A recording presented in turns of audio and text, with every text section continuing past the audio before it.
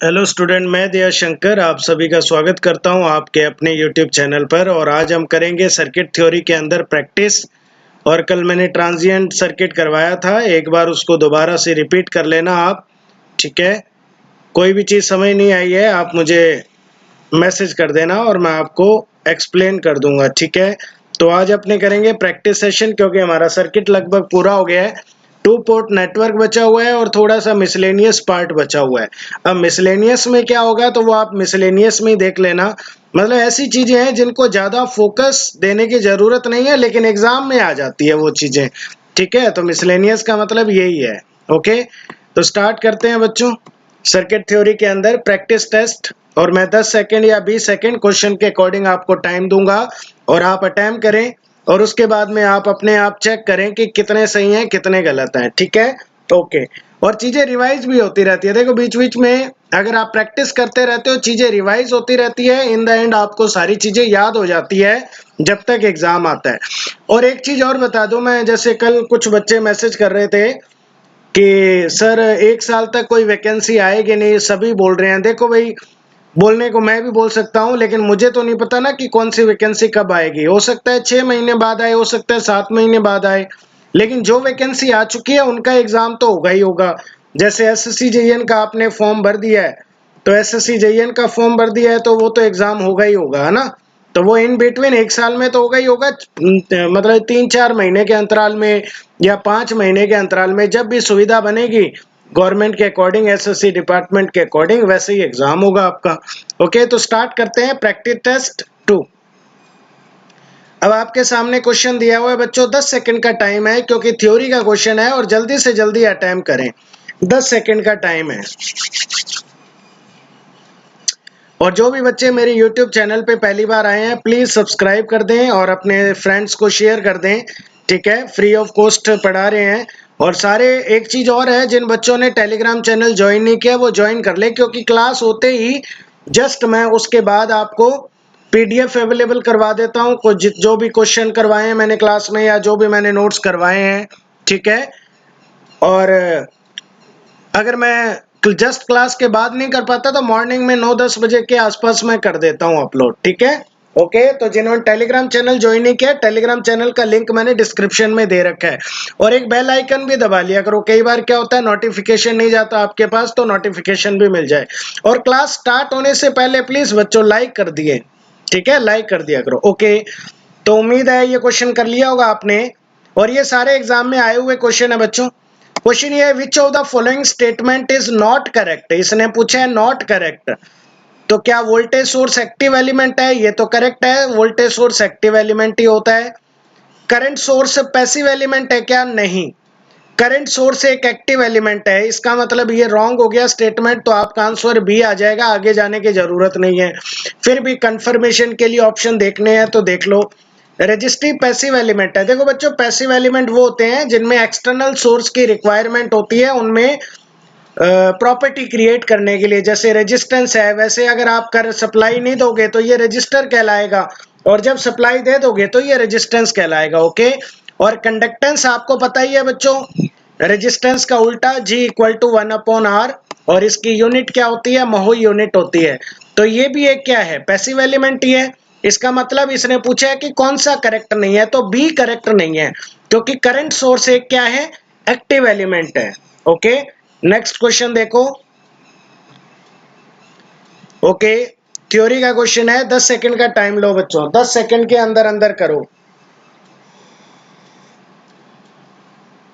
A network is said to be non linear. ये बहुत ही important question है और रिपीट हुआ है बच्चों एग्जाम में, कईयों को याद भी हो गया होगा जिन्होंने पहले से प्रिपरेशन कर रखी है। A network is said to be a non linear if it does not satisfy. कि कौन सी कंडीशन सेटिस्फाई नहीं करता?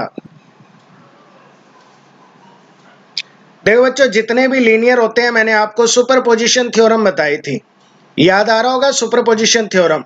तो जितने भी बच्चों नॉन लीनियर होते हैं वो क्या करते हैं? एक तो सुपरपोजिशन कंडीशन को सेटिस्फाई नहीं करते, और एक होमोजेनिटी कंडीशन को सेटिस्फाई नहीं करते। इसका मतलब इन दोनों ही कंडीशन को सेटिस्फाई नहीं करते। कौन कौन नहीं करता? Non linear circuit. इसका मतलब बच्चों बात सीधी है कि non linear if does not satisfy, अगर कोई भी नेटवर्क आपका सुपरपोजिशन और होमोजेनिटी कंडीशन को सेटिस्फाई नहीं करता तो वो नॉन लीनियर कहलाता है बच्चों। तो आंसर क्या आ जाएगा? सी। आंसर क्या आ जाएगा? सी। उम्मीद है सबका सही होगा। नेक्स्ट क्वेश्चन देखो। नेक्स्ट क्वेश्चन आराम से करें, कल ही ट्रांजिएंट किया था हमने, ये तो इजीली आप कर ही लोगे। इसने बोला है टी इक्वल टू 0 प्लस टाइम पर, मतलब विद जीरो इनिशियल कंडीशन, ये आपको बोल भी दिया है। इनिशियल कंडीशन में इंडक्टर किसकी तरह बिहेव करता है, तो मैंने कल आपको एक चार्ट सा बनाया था, 2 पॉइंट लिखे हुए थे उसमें। तो टी बराबर 0 पॉजिटिव पर capacitor will behave as a short circuit and inductor will behave as an open circuit. तो एक्सेल आपको पता ही था बच्चों, सॉल्यूशन में थोड़ा सा बता देता हूं, बाकी याद होगा 2πfl, और बहुत से बच्चों का हो भी गया होगा। अब टाइम दे रखे, तो टाइम बच्चों f आपको पता ही है 1/t होता है, ठीक है। f क्या होता है? 1/t। जब आप t 0 रखोगे तो एक्सेल आएगा आपका इनफाइनाइट, इसका मतलब inductor will behave as an open circuit. किसकी तरह बिहेव करेगा? ओपन सर्किट की तरह। ओके, नेक्स्ट क्वेश्चन देखो, 10 सेकंड का टाइम लो बच्चों।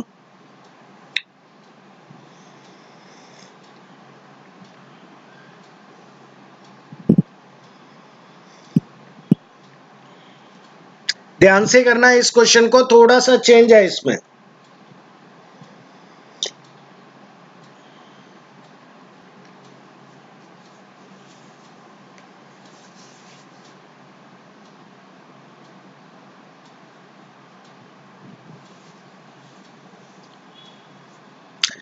तो इसने बोला है कि t इक्वल टू 0 टाइम पर एन इंडक्टर है t इक्वल टू 0 टाइम पर with initial current I not. अगर इनिशियल करंट आई नॉट दे रखा है तो t equal to 0 positive time पर किसकी तरह बिहेव करेगा? तो बच्चों एक चीज ध्यान रखो, t इक्वल टू 0 टाइम पर inductor will behave as an open circuit, ये चीज हमने देखी थी। लेकिन उसने बोला है कि बच्चों इनिशियल टाइम पे करंट हमारा कुछ है, आई नॉट करंट है। क्या है बच्चों? आई नॉट करंट है। इसका मतलब क्या होगा कि जब आप t इक्वल टू इनफाइनाइट लोगे तो उस टाइम पे आपका शॉर्ट की तरह जब बिहेव करेगा तो आप सर्किट के अंदर आई नॉट दिखा दोगे। आपको याद होगा कई जगह मैंने न्यूमेरिकल में करंट को दिखाया था जब इनफाइनाइट के कंडीशन आई थी। इसका मतलब t equal to 0 positive pay कुछ करंट दिखा रहा है, तो इसका मतलब ये एक करंट सोर्स की तरह काम करेगा कि नहीं करेगा? बोलो, करेगा क्या? नहीं करेगा, क्योंकि इनफाइनाइट कंडीशन में करेगा। स्टार्टिंग में तो 0 ही है, लेकिन t इक्वल टू 0 टाइम पर किसकी तरह बिहेव करेगा? ओपन की तरह नहीं, ये बिहेव करेगा आपका करंट सोर्स की तरह, क्योंकि इंडक्टर को हम रिप्लेस कर देते हैं बच्चों, किससे? करंट सोर्स से कर देते हैं। ओके, नेक्स्ट क्वेश्चन देखो। ग्राफ दिया हुआ है बच्चों, VI कैरेक्टरिस्टिक बतानी है आपको, एन आइडियल करंट सोर्स, ये मैंने बनाया हुआ था, नोट्स के अंदर बताया हुआ है।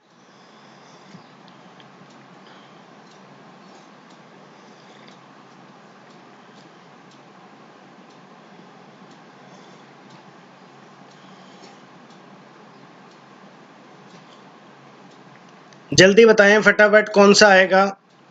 VI कैरेक्टरिस्टिक बतानी है आइडियल करंट सोर्स की। तो आपको बच्चों पता ही होगा, ये V है, इन्होंने कई जगह स्किप किया हुआ है, ये V है और ये I है, ये V है और ये I है। इतना क्लियर है कि इस टाइप का ग्राफ तो था नहीं और ना ही इसी टाइप का ग्राफ था। तो आपको पता होगा बच्चों, वोल्टेज जब 0 है तो आइडियल करंट सोर्स के अंदर आपका जो करंट होगा वो मैक्सिमम रहेगा। तो आइडियल करंट सोर्स का ग्राफ हमारा ये आएगा। और आइडियल करंट सोर्स होता क्या है? इसका जो इंटरनल रेजिस्टेंस है वो इनफाइनाइट होता है, ताकि करंट जाए नहीं।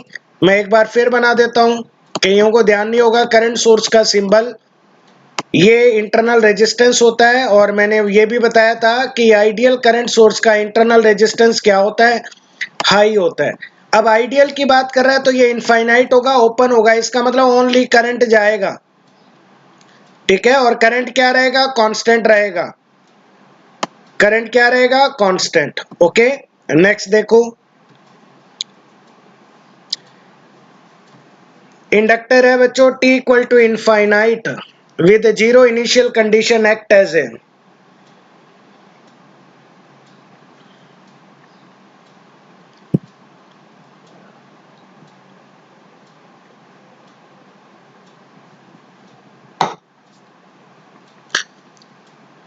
जीरो इनिशियल कंडीशन मतलब इनिशियल कंडीशन पे आपका जीरो करंट होगा। उसने पूछा t इक्वल टू इनफाइनाइट पे क्या होगा, तो t इक्वल टू इनफाइनाइट पे जो आपका इंडक्टर है वो शॉर्ट सर्किट की तरह बिहेव करता है। किसकी तरह बिहेव करता है? शॉर्ट सर्किट की तरह। ओके, नेक्स्ट देखो, 10 सेकंड का टाइम लो बच्चों, बड़ा ही ध्यान से करना है इस क्वेश्चन को।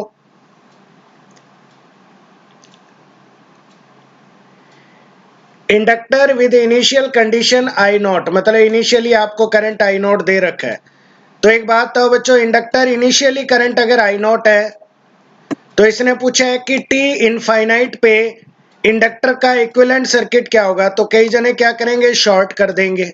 अभी मैंने पीछे वाले क्वेश्चन में बताया था बच्चों, t इक्वल टू इनफाइनाइट पर आपको एक बात बताओ, इंडक्टर का अगर initial condition I not current है, इसका मतलब t इक्वल टू इनफाइनाइट पे वो करंट सोर्स दिखाएगा कि नहीं दिखाएगा? दिखाएगा। इसका मतलब शॉर्ट होगा, इंडक्टर क्या होगा? शॉर्ट होगा। या तो हम ऐसे दिखाएंगे, लेकिन जब हमें आई नॉट दे रखा है तो बच्चों हमें आई नॉट भी साथ में दिखाना पड़ेगा। कई जगह हम इसको लेके चलते हैं न्यूमेरिकल में।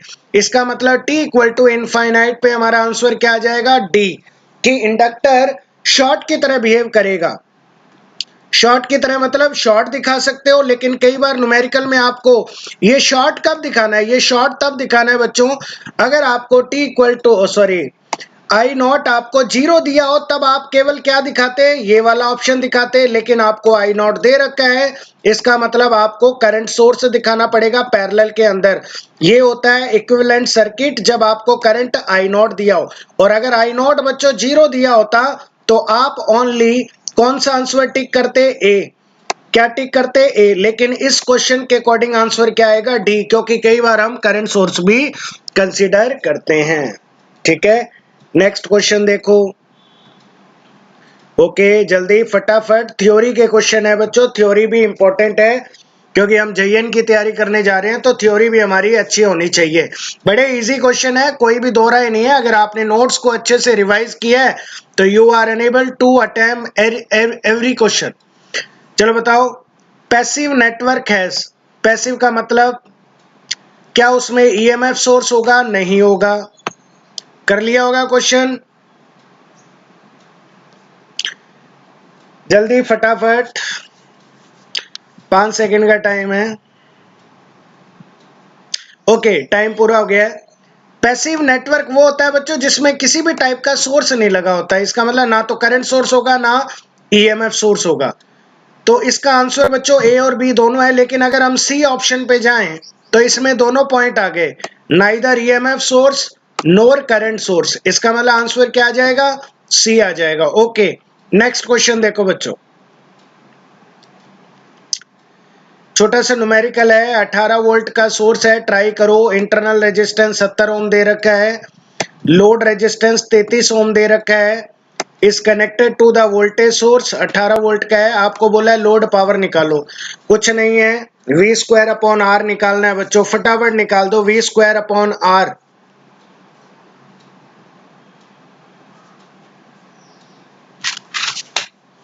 जल्दी फटाफट।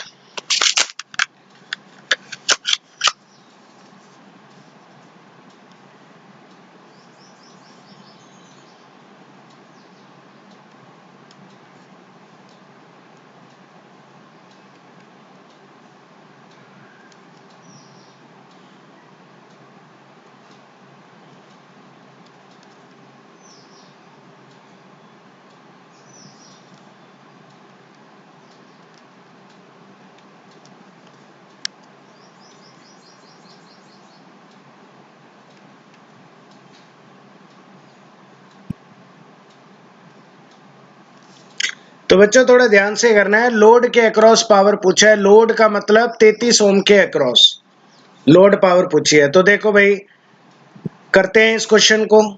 तो देखो आपको बच्चों ये दे रखा है एक सर्किट, में थोड़ा सा बना देता हूं। वोल्टेज सोर्स दिया हुआ है कितना? 18 वोल्ट दिया हुआ है, ठीक है। फिर आपको इंटरनल रेजिस्टेंस दे रखा है कितना? 70 ओम। फिर आपको बच्चों लोड रेजिस्टेंस दे रखा है कितना? 33 ओम, ये दिया हुआ है, और 70 ओम दिया है। आपको बोला है कि लोड के अक्रॉस पावर निकालनी है। तो बच्चों एक बात बताओ, या तो आप इसके अक्रॉस वोल्टेज निकाल लो, वोल्टेज निकलते ही वी स्क्वायर बाई आर कर दो, वोल्टेज डिवीजन रूल से वोल्टेज निकाल सकते हो, ठीक है। और या आप क्या करो, इस सर्किट में पूरा करंट निकाल लो, ठीक है। तो जब आप कोई भी इनमें से एक चीज करोगे, तो अगर मैं बच्चों यहाँ पे 70 हो गया ये मेरा, ये 33 हो गया। देखो ये क्वेश्चन ही गलत होते हैं हमारे, हम क्या है कि क्वेश्चन को ध्यान से नहीं पढ़ते हैं और बड़ा इजी चीज पूछी होती है और हम इसको जो भी चीज निकालते हैं वो हमारा ऑप्शन में अवेलेबल होता है, ठीक है। अब बच्चों आप या तो वोल्टेज निकाल लो इसके अक्रॉस, और या सीधा भी कर सकते हो, ठीक है।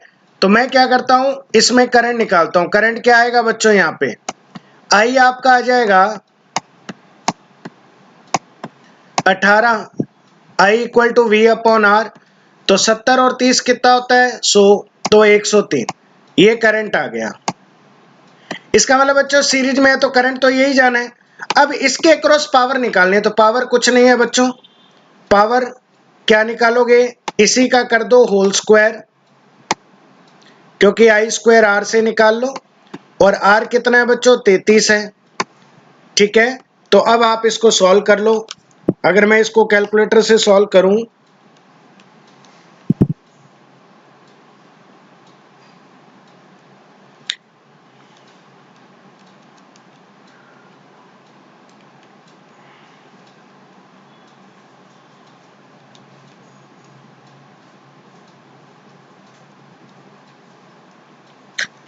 तो ये आपका निकल के आएगा 1.0078। कहने का मतलब 1 वॉट निकल के आएगा। जिनका भी आंसर 1 वॉट आया वो करेक्ट है बच्चों, ओके। तो आप वोल्टेज निकाल के भी कर सकते हो, वोल्टेज डिवीजन रूल लगा दो, यहाँ पे वोल्टेज निकाल लो और वी स्क्वायर अपॉन आर लगा लो। मैंने यहाँ पे करंट लगा के इस क्वेश्चन को कर दिया, ओके। नेक्स्ट क्वेश्चन देखो, जल्दी फटाफट 10 सेकंड का टाइम लो। सर्किट एलिमेंट में भी, भाई कोई भी सर्किट का एलिमेंट है वो क्या हो सकता है, एक्टिव हो सकता है, पैसिव हो सकता है, यूनिलेटरल हो सकता है, बाइलेटरल हो सकता है। बोलो जल्दी फटाफट।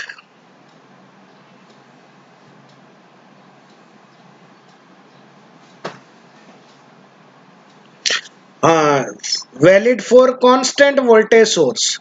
इसका मतलब आपको वोल्टेज सोर्स के बारे में इनमें से कोई 2 पॉइंट चूज करने हैं।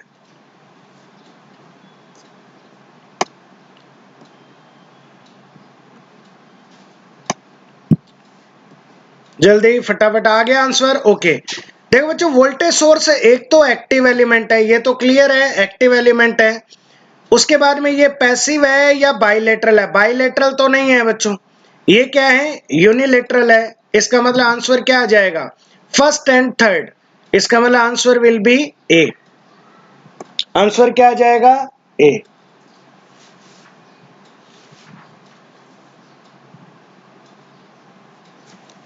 नेक्स्ट क्वेश्चन देखो जल्दी फटाफट।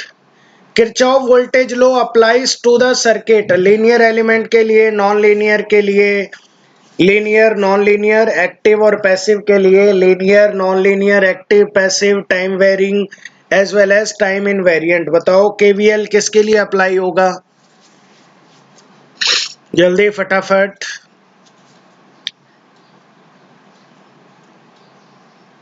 केवीएल अप्लाई किसके लिए होगा, ओके टाइम पूरा हुआ। देखो बच्चों केवीएल अप्लाई होगा सभी एलिमेंट के लिए, लीनियर के लिए भी होता है, नॉन लीनियर के लिए भी होता है। लीनियर का मतलब आप रजिस्टर इंडक्टर कुछ भी लगा दो, नॉन लीनियर मतलब आप थायरिस्टर वगैरह कुछ भी लगा दो, एक्टिव लगा दो, पैसिव लगा दो, टाइम के साथ वेरिंग करने वाला एलिमेंट जैसे इंडक्टर वगैरह लगा दो, टाइम के साथ वेरी नहीं करने वाला जैसे रेजिस्टेंस लगा दो, सबके लिए वैलिड होता है।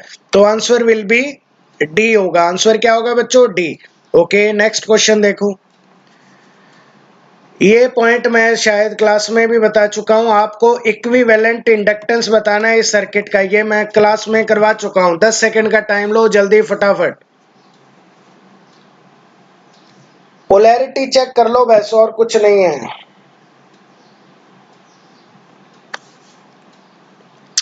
पहले तो ये देखो कौन सी पोलैरिटी बता रहा है बच्चों, यहां से करंट आया, करंट इधर गया तब डॉट है, लेकिन इधर गया डॉट नहीं है तो सब्ट्रैक्टिव है।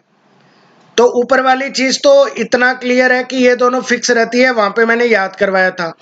अब नीचे वाली चीज मैंने आपको बताया था, आपको सीरीज कनेक्शन इनका पता होगा। अगर ये सब्ट्रैक्टिव है पैरेलल के अंदर तो सीरीज एडिटिव वाला फॉर्मूला लगता है नीचे। इसका मतलब आंसर क्या हो जाएगा, C L1 L2 minus M square upon L1 plus L2 plus 2m। Okay, next question देखो। In the circuit given below the initial current 10 ampere दे रखा है, current response will be given by. देखो बच्चों ये सर्किट कल मैंने करवाया था, क्या इसमें कोई सोर्स लगा है, क्या नहीं लगा, ये सोर्स फ्री आरएल नेटवर्क है।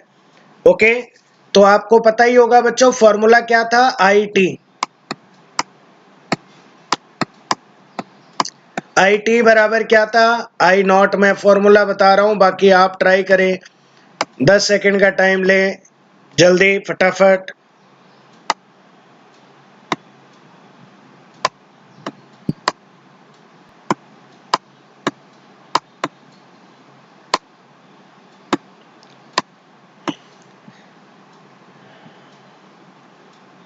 ओके, टाइम पूरा हो गया।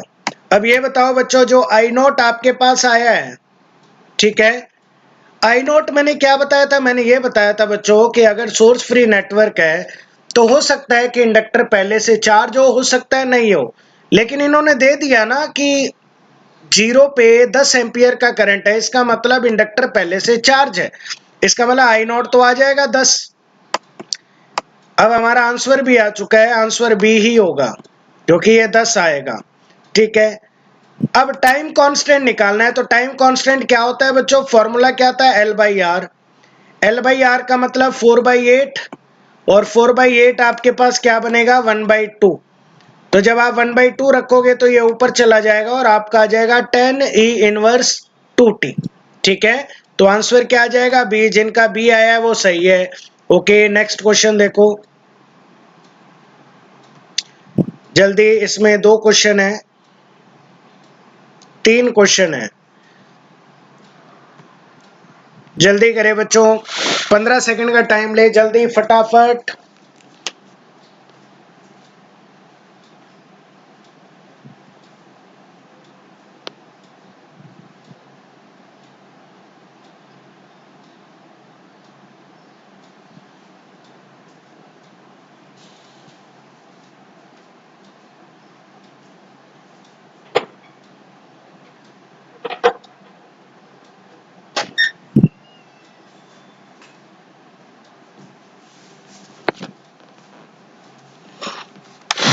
ओके, उम्मीद है निकाल लिया होगा। देखो इधर सबसे पहले हम निकालते हैं, पहले क्वेश्चन में पूछा I9, ये वाला करंट कितना होगा।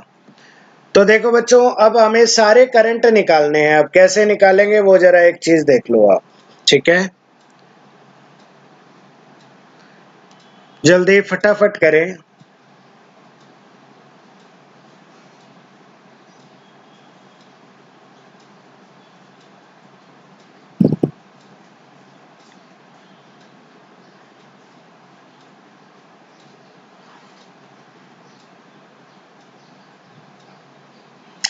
तीन क्वेश्चन है, तीनों करंट निकाल लो, I2 निकाल लो, I5 निकाल लो और I9 निकाल लो।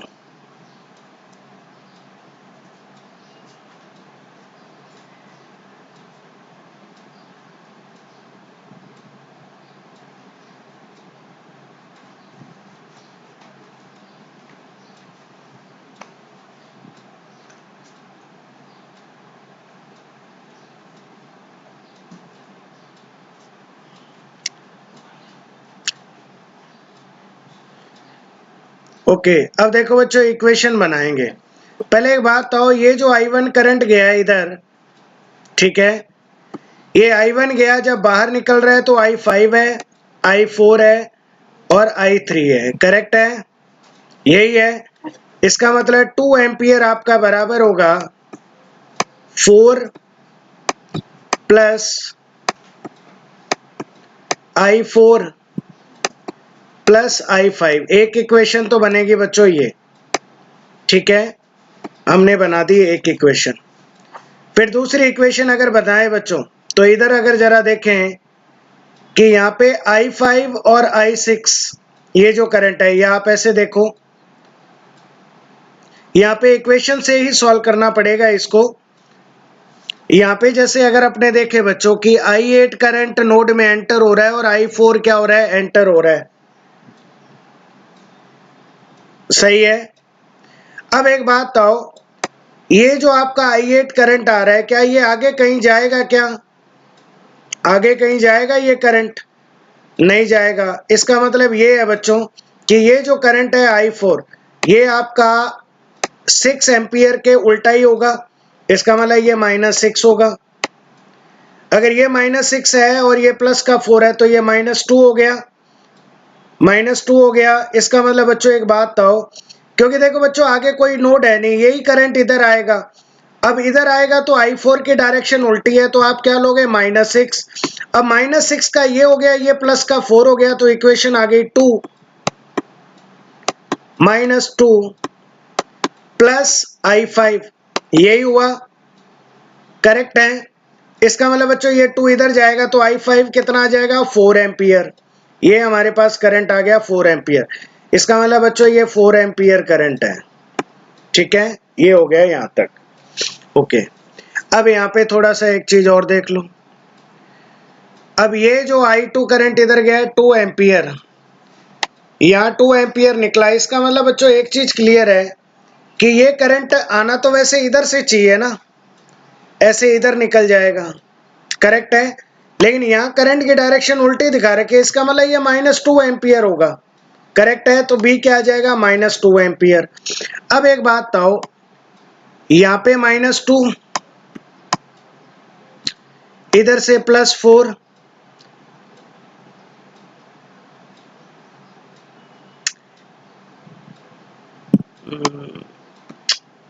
I5 कितना आ गया, 4 एम्पियर। ये 4 है, ये 4 है। यहाँ पे I9 आपका हो जाएगा 6, इधर से आया -2 और ये आएगा प्लस का 4। अब अगर देखें बच्चों तो ये I5 अपना कितना आया था, 4 एम्पियर। अब ये जब बाहर निकल रहा है तो एक चीज बताओ बच्चों,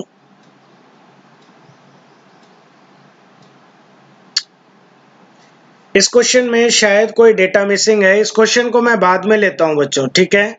आप जरा इधर देखो, अब नेक्स्ट क्वेश्चन पे देखो एक बार, अगर किसी का हो गया है, और बाद में मैं ट्राई करके इसको आपको बताता हूं। थोड़ा सा इसमें करंट का डायरेक्शन चेक करना पड़ेगा, ओके। नेक्स्ट देखो आप, ओके। 10 सेकंड का टाइम लो। मिलमैन थ्योरम है और आपसे पूछा है कि मिलमैन थ्योरम किसके लिए है और किन के लिए ये लागू होती है।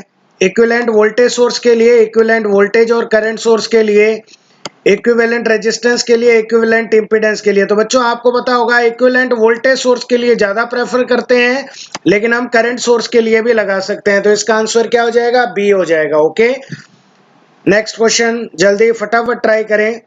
सीरीज आरएलसी सर्किट है, रेजोनेंस कंडीशन में पूछा है कि क्या होगा, तो बताओ बच्चों फटाफट।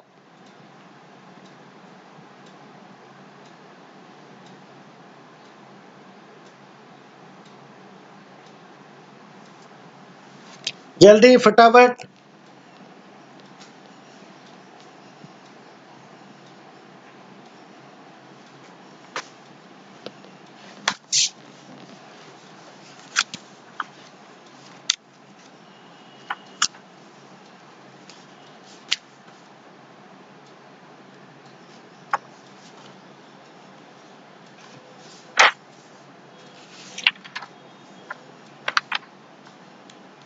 जल्दी भाई, सीरीज आरएलसी सर्किट में करंट क्या होता है, मैक्सिमम या मिनिमम?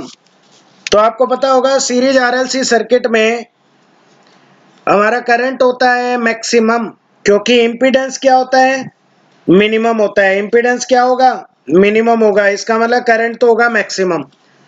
अब रेजोनेंस पे इसने क्या पूछा है, रेजोनेंस पे पूछा है पावर फैक्टर क्या होगा। तो बच्चों रेजोनेंस कंडीशन पर पावर फैक्टर हमेशा क्या होता है, पावर फैक्टर हमेशा यूनिटी होता है। रेजोनेंस कंडीशन में पावर फैक्टर हमेशा यूनिटी होता है।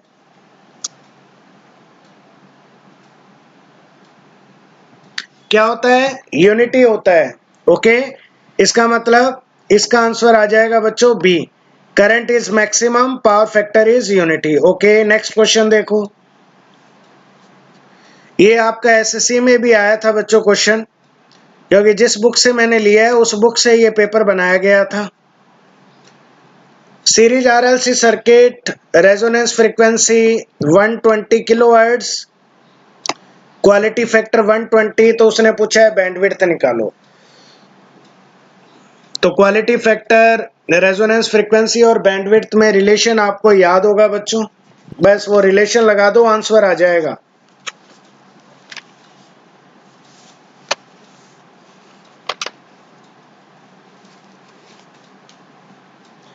तो बच्चों फॉर्मूला क्या था? हो गया होगा जिनका, बैंडविड्थ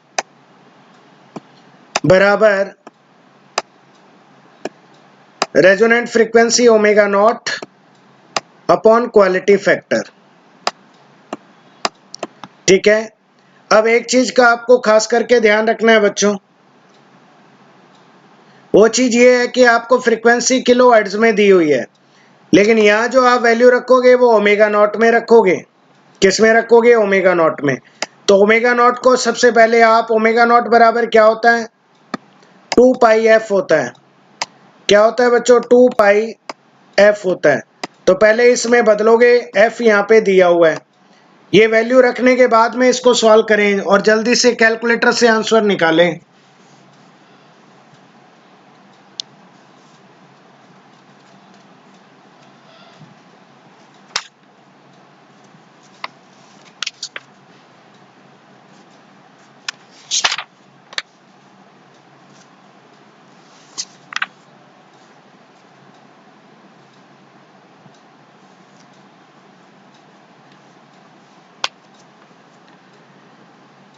तो आंसर क्या आ जाएगा? कितना आएगा बच्चों?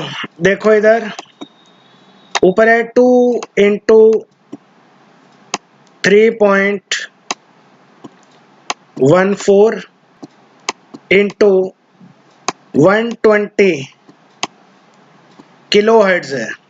क्या है बच्चों? Kilo hertz. और नीचे है आपका 120। तो आपका आंसर कितना आ जाएगा? 120, तो 120 कैंसिल हो जाएगा, और अगर आप इसे सॉल्व करोगे तो 3.14 इंटू 2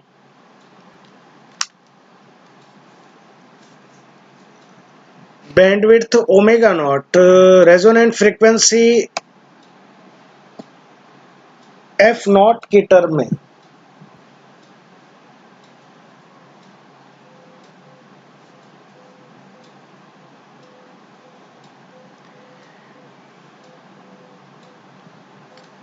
देखो यहाँ पे बच्चों हो सकता है इन्होंने कुछ गड़बड़ की हो। इन्होंने क्या किया है? F not upon quality factor से निकाल दिया है। वैसे तो डेल्टा एफ भी होता है फॉर्मूला, उसकी टर्म में अगर देखा जाए तो डेल्टा एफ, तब आपका बच्चों 1 किलो हर्ट्ज आ जाएगा। कितना आ जाएगा? 1 किलो हर्ट्ज, क्योंकि इन्होंने क्या है? एफ नॉट के अकॉर्डिंग किया है। भाई एफ नॉट माना है, इन्होंने माना है delta F is a bandwidth. हाँ सही है, सही है। Delta F equal to F not upon में क्वालिटी फैक्टर। कारण क्या है बच्चों? क्योंकि जब आप ओमेगा नॉट 2 पाई एफ लिखोगे तो डेल्टा ओमेगा को भी 2 पाई एफ लिखोगे, तो 2 पाई से 2 पाई कैंसिल हो जाएगा ऊपर, और डेल्टा एफ बराबर बचेगा F not upon quality factor, तो 120 बाई 120। तो आंसर कितना आ जाएगा? 1 kilo hertz. Okay, next question देखो, जल्दी फटाफट करो। सुपरपोजिशन थ्योरम किसके लिए एप्लीकेबल है? अच्छा क्वेश्चन है थ्योरी के हिसाब से ये भी। Superposition theorem is a valid for what?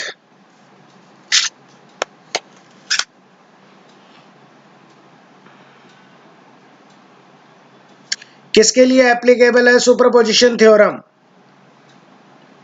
Okay देखो, सुपरपोजिशन थ्योरम बच्चों पावर के लिए वैलिड नहीं होती, बाकी सबके लिए वैलिड होती है। इसका मतलब valid for both voltage and current source. ये पावर के लिए वैलिड नहीं होती। इसका मतलब आंसर क्या आ जाएगा? सी। ओके, नेक्स्ट क्वेश्चन देखो। Superposition theorem require as many circuit to be solved as there, कि सुपरपोजिशन थ्योरम को सॉल्व करने के लिए कितने, मतलब ज्यादा से ज्यादा क्या होना चाहिए? तो देखो बच्चों, सुपरपोजिशन थ्योरम की एक ही कंडीशन है कि एक से ज्यादा सोर्स होने चाहिए, ताकि एक टाइम पे एक सोर्स लेके कंसीडर किया जा सके। तो आंसर आ जाएगा ए, मोर देन वन सोर्स। सबसे पहली कंडीशन यही है बच्चों। ठीक है, नेक्स्ट देखो। Which of the following theorem enable a number of voltage source और current source to be combined directly into a single voltage source? बता ही दोगे जल्दी से, 5 सेकंड का टाइम लो।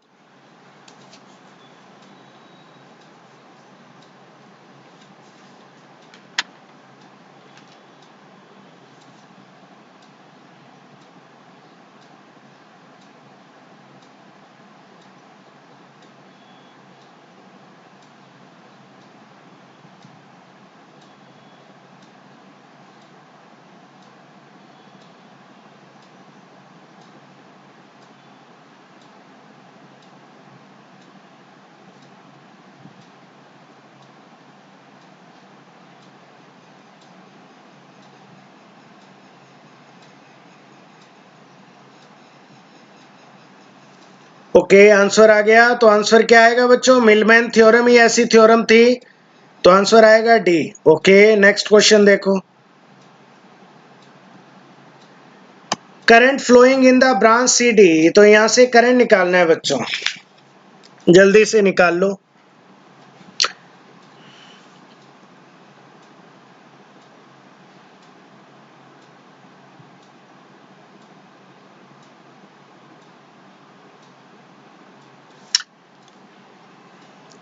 देखो कुछ नहीं है, आप इस सर्किट को बदल लो बच्चों पहले डेल्टा के अंदर। ठीक है, इस सर्किट की डेल्टा ब्रांच निकाल लो, ये दोनों फिर पैरेलल में होंगी। ठीक है, और यहाँ पे भी कोई आपकी ब्रांच आ जाएगी, यहाँ पे टोटल आपका 10 वोल्ट होगा। ठीक है, फिर वोल्टेज डिवीजन रूल से ये दोनों भी आपस में पैरेलल होगी, तो वोल्टेज डिवीजन रूल से आपका आंसर निकल जाएगा।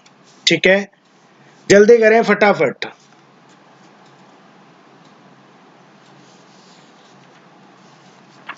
ओके, तो ट्राई करते हैं। देखो इधर जिनका हो गया है, पहले तो ये बताओ कि इस ब्रांच का रेजिस्टेंस कितना आएगा डेल्टा का? तो क्या होगा? 1+1, यही होगा। 1+1 प्लस 1 × 1 अपॉन में 2, तो ये बनेगा आपका बच्चों 2 + 1/2, तो ये बन जाएगा आपका 4 + 5/2। क्या बनेगा? 5/2। और इस ब्रांच का रेजिस्टेंस कितना आ जाएगा? 3 + 2/1, तो ये आएगा 5, और ये भी क्या आ जाएगा? 5। जब आप डेल्टा का फॉर्मूला लगाओगे, इसका मतलब सर्किट ये बन जाएगा। 2 ओम की ब्रांच है, पैरेलल में 5 ओम है बच्चों, इधर भी क्या है? 5 ओम है,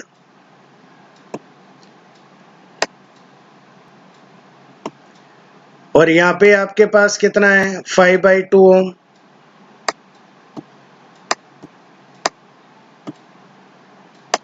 और यहाँ पे कितना हो गया बच्चों? यहाँ पे हो गया 1 ओम। और यहाँ से करंट निकालना है हमें। क्या निकालना है? करंट। और यहाँ पे वोल्टेज आपको दे रखी है, कितना है बच्चों? ये -+10 वोल्ट दिया हुआ है।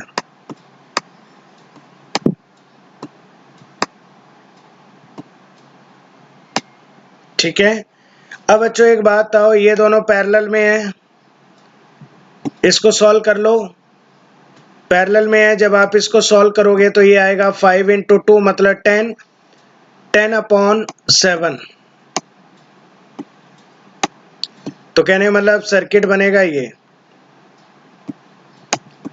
10/7 7, ठीक है। और ये आ जाएगा आपका माइनस प्लस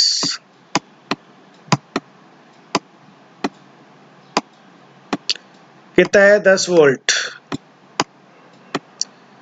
और ये आपकी पैरेलल दो ब्रांच 5/2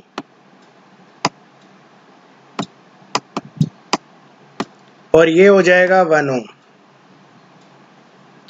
अब एक बात आओ बच्चों, क्या मैं इसका सोर्स कन्वर्जन कर सकता हूं क्या? सोर्स कन्वर्जन कर सकते हैं? होगा क्या सोर्स कन्वर्जन? नहीं होगा, क्योंकि ये वोल्टेज सोर्स है। अब एक चीज बताओ, यहाँ पे कितना वोल्ट है? सर यहाँ पे माइनस का 10 वोल्ट है, ठीक है। तो कोई दिक्कत नहीं है, यहाँ लगा दो नोडल। नोडल लगाओगे यहाँ पे V माना, क्योंकि बच्चों पोलैरिटी उल्टी दे रखी है। तो आपका यहाँ लिखता हूं मैं V प्लस 10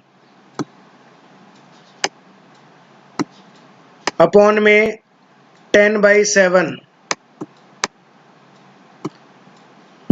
तो 7 से मल्टीप्लाई कर दो 7, और यहां मल्टीप्लाई करोगे 70 प्लस। अब यहाँ पे लगाओगे, आप इधर जाओगे तो V। अब ये थोड़ा सा कॉम्प्लिकेटेड हो रही है कैलकुलेशन, तरीका मैंने बता दिया बच्चों, ठीक है। तो ये बन जाएगा आपका, फिर बन जाएगा V/1। इसका मतलब ये बन गया। अब आप इसको सॉल्व करो बच्चों, एलसीएम लोगे, एलसीएम कितना आ जाएगा 10। तो ये तो हो गया 7V प्लस 70, और ये आपका 2 पे जाएगा तो 4V प्लस 10V, और बराबर कितना हो जाएगा बच्चों 0। तो यहाँ पे 7 और 4 11 और 20 21, 21V बराबर आ गया बच्चों आपका -70। तो V कितना आ गया बच्चों -70/21। अब एक बात था बच्चों, ये सोर्स है, करंट तो ऐसे जाना चाहिए, तो हमारा वोल्टेज यहाँ पे नेगेटिव आया। इसका मतलब बच्चों अब करंट ऐसे जा रही है तो वोल्टेज ऑलरेडी नेगेटिव है, तो माइनस और माइनस क्या हो जाएगा प्लस हो जाएगा। तो अब आप आई निकालोगे यहाँ पे, क्योंकि यहाँ पे वोल्टेज आपको माइनस का मिला, लेकिन बच्चों करंट का डायरेक्शन ऐसा है, और इस वोल्टेज के अकॉर्डिंग ये करंट माइनस का आएगा, तो ये माइनस प्लस। तो इसका मतलब आई बराबर होगा आपका 70/V/R होगा ना, तो 70/21। अब R तो 1 ओम है, तो 70/21 कितना आंसर आएगा बच्चों 3 पॉइंट समथिंग आएगा, तो answer will be C. Okay, next question देखो फटाफट। सीरीज आरएलसी सर्किट है, during resonance the impedance will be. अभी बात की थी बच्चों, इम्पीडेंस क्या होगा, जल्दी फटाफट। सीरीज आरएलसी सर्किट में इम्पीडेंस विल बी मैक्सिमम, नहीं, इम्पीडेंस होगा मिनिमम। सीरीज आरएलसी सर्किट में इम्पीडेंस मिनिमम होता है और करंट होता है मैक्सिमम, तो आंसर क्या आएगा B.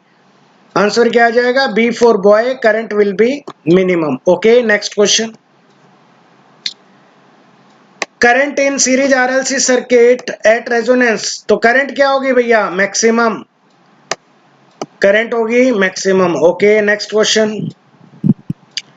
Eight half power frequency the current in the series RLC circuit, बोलो फटाफट भाई, ये मैंने क्लास में करवा दिया था कि हाफ पावर फ्रीक्वेंसी पर सीरीज आरएलसी सर्किट में करंट क्या होगा।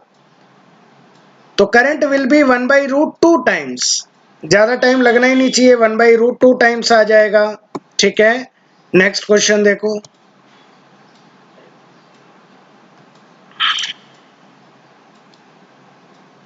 If the resistance in parallel with parallel resonant circuit is reduced, the bandwidth,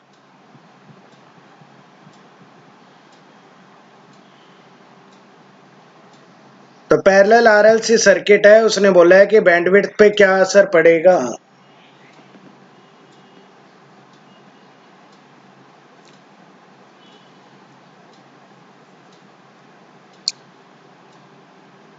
तो भैया यहाँ पे चीज इसने क्लियर नहीं की है, क्लियर ये नहीं किया है कि भाई if the resistance in parallel with A parallel resonant circuit is reduced. अच्छा, पैरेलल रेजोनेंट सर्किट की बात कर रहा है कि रेजोनेंस को रिड्यूस करें तो बैंडविड्थ पे क्या असर पड़ेगा। फटाफट निकाल लो ये बच्चे। है तो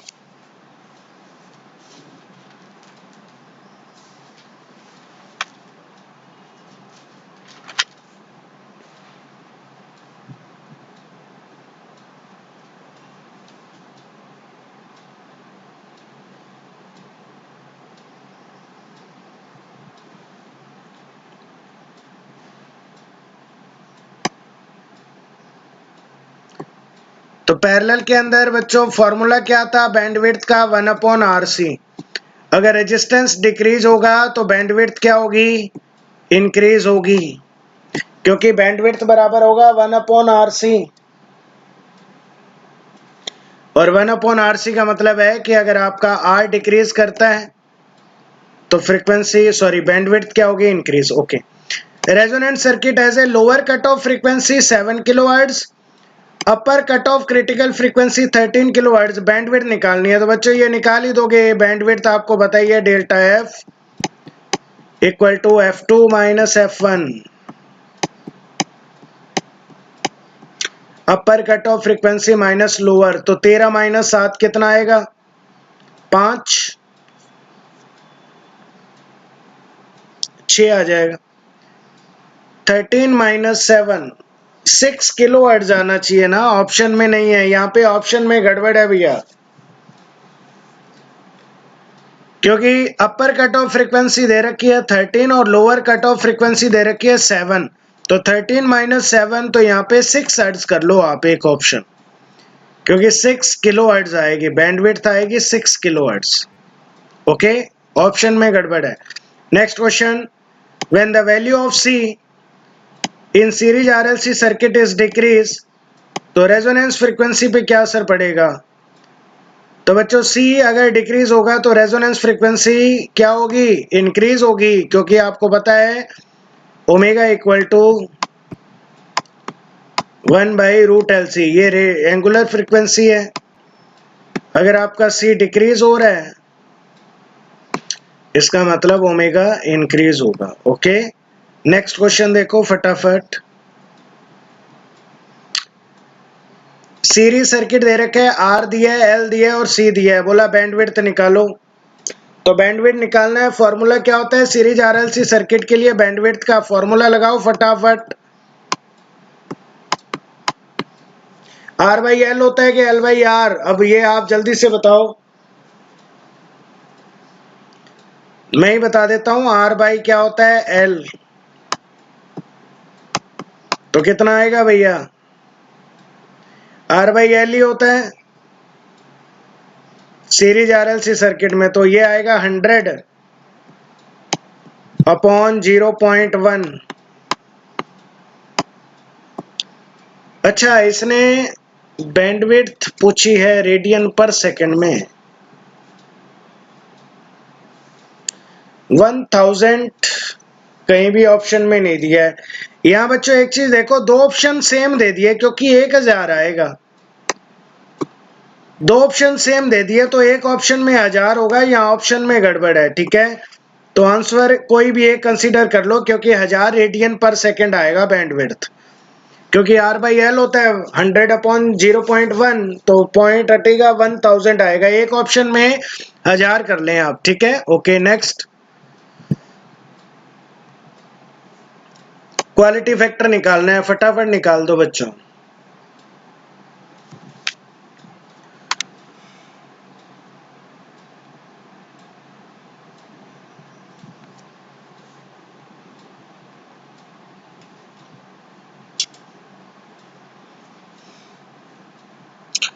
तो क्वालिटी फैक्टर आप कई तरीकों से निकाल सकते हो, आप ये फॉर्मूला लगा दो बच्चों।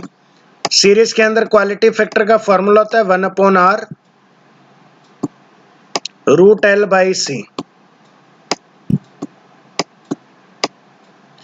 अब आप इसको सॉल्व कर लो, 1/10 और L 0.1 है और ये 10 माइक्रोफेरेड है, तो मैं यहां लिख देता हूं 10⁻⁻⁶।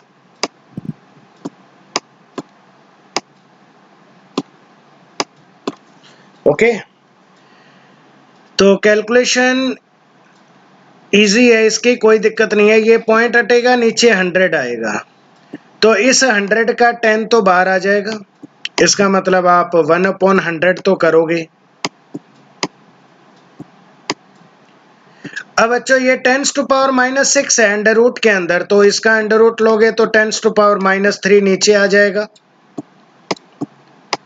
अब कुछ नहीं है, ये 10⁻³ और ये 10⁻², तो आपके पास बचेगा 1/10⁻⁻1 और ये जब ऊपर जाएगा तो क्या बनेगा बच्चों 10, तो आंसर विल बी 10। नेक्स्ट देखो, as a resistance of a circuit is increase the quality factor, कि अगर रेजिस्टेंस को इंक्रीज करते हैं तो क्वालिटी फैक्टर पे क्या इफेक्ट पड़ता है।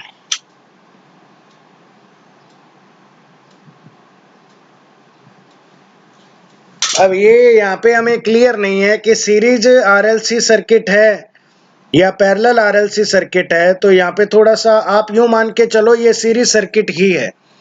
तो सीरीज सर्किट के अकॉर्डिंग आपको पता ही है क्वालिटी फैक्टर मैंने यहाँ लिखा ही है बच्चों।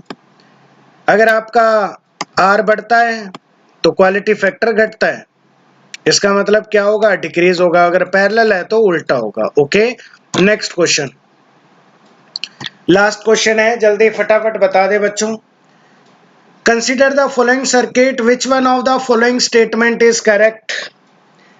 भाई सर्किट में कौन से एलिमेंट लगे हैं, वोल्टेज सोर्स लगा है, इसका मतलब एक्टिव एलिमेंट लगे हैं। रजिस्टर लगा है, इसका मतलब पैसिव एलिमेंट लगे हैं, इसका मतलब एक्टिव और पैसिव। पैसिव दे रखा है non linear, active non linear नहीं। यहां आएगा बच्चों एक्टिव और लीनियर, क्योंकि ये पैसिव जो एलिमेंट है 2 ओम हो गया रजिस्टर है, ये 2 ओम हो गया रजिस्टर है। हो सकता है इंडक्टिव रिएक्टेंस हो सकता है इंडक्टिव कैपेसिटिव रिएक्टेंस हो, लेकिन है तो ओम के अंदर ही। इसका मतलब ये कैसे एलिमेंट है, एक्टिव और लीनियर। ओके बच्चों, तो आज के लिए इतना काफी है। कल हम स्टार्ट करेंगे हमारा topic 2 port network. Okay, thank you.